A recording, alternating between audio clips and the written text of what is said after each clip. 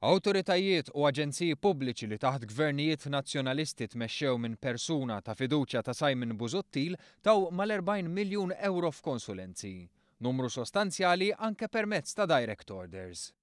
Qabel l-aħħar elezzjoni ġenerali, il-Grand Harbour Regeneration Corporation, Transport Malta, l-ADT u l-Awtorità Marittima kellhom f'xi żmien jew ieħor lil Mark Portelli bħala chairman tagħhom.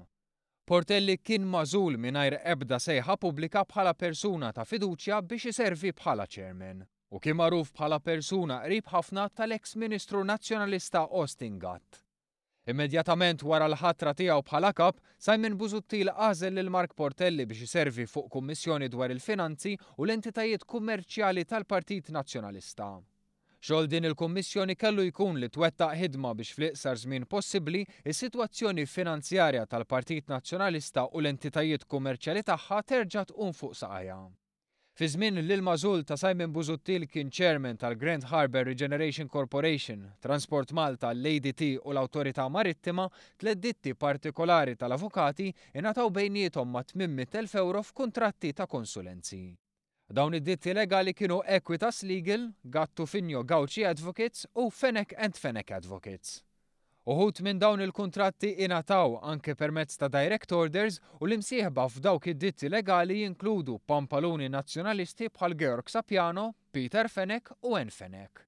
Ditti oħra legali li ingħataw konsulenzi fi żmien li Portelli kien chairman tal-Awtorità Marittima u ta' Transport Malta huma GVTH Advocates u BCGL Advocates.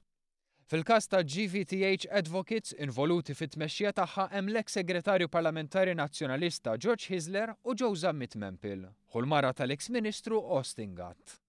Min-naħa l-oħra fil-każ ta' BCGL Advocates involuti fit-tmexxija hemm il-blogger nazzjonalista Andrew Borg Cardona, magħruf bħala il-Boċċa, u Peter Caruana Galizja, ir-raġel tal-blogger l-oħra nazzjonalista Daphne Caruana Galizja. Interessanti ħafna huwa l-fatt li kumpanija oħra li ngħatat konsulenza minn Transport Malta fi żmien li Mark Portelli kien chairman tagħha hija Europa Research and Consultancy. Fi żmien li din il-kumpanija ingħatat dan il-kuntratt ta' konsulenza, fost id-diretturi tagħha kien hemm Simon Busuttil innifsu.